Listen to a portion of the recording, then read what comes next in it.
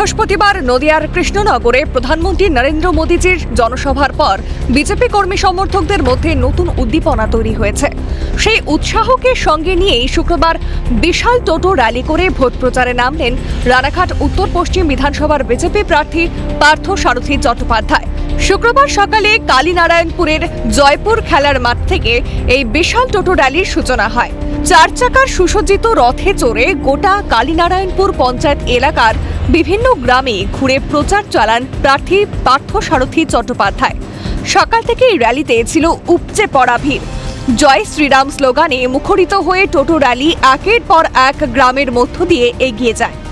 পথে সাধারণ মানুষের সঙ্গে দেখা করে তাদের আশীর্বাদ নেন প্রার্থী এবং নিজের নির্বাচনী বার্তা পৌঁছে দেন।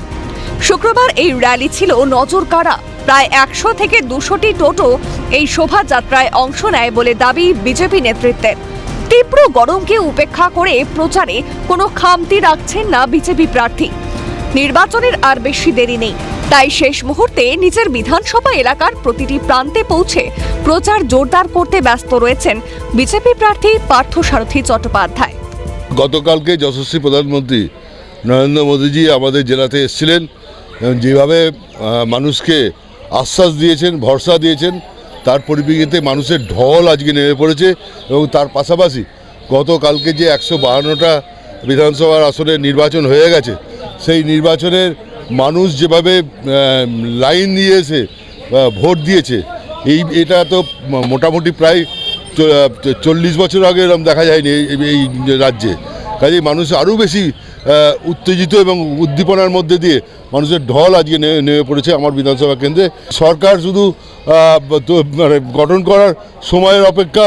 29 এপ্রিলের পর আমরা 7 তারিখের মধ্যে সরকার গঠন করব এবং সেই সরকার হবে মানুষের সরকার, জনগণের সরকার, আমাদের ডবল ইঞ্জিনের সরকার। একটা স্লোগান সারা রাজ্য জুড়ে চলছে, সেটা হচ্ছে পাল্টানো দরকার, চাই বিজেপি সরকার।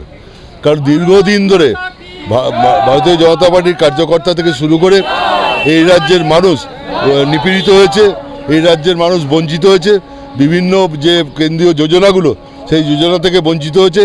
কাজে মানুষ শুধু অপেক্ষা করছে যে যেভাবেও পরিবর্তন আনতেই হবে। মানুষ তো আমাদের প্রতি যেমন ভরসা করছে, পাশাপাশি নিশ্চিতভাবে আমাদের উপর অনেকটা বেশি দায়িত্ব মানুষ অর্পণ করে দিচ্ছে। কাজে সেই দায়িত্ব নিয়ে আমাদেরকে কাজ করতে হবে আগামী দিনে। গতকালকে নরেন্দ্র মোদী সভার পর সার্বিকভাবে আমাদের এই অ্যাডমিনিস্ট্রেটিভ জেলার 17টি বিধানসভার মধ্যে নিশ্চিতভাবে আমরা 14টিতে জয় একদম মানে হয়ে গেছে ধরে নিতে হবে, শুধু সময়ের অপেক্ষা। সকাল থেকেই প্রার্থী পার্থ সারথী চ্যাটার্জি প্রচারে ব্যস্ত।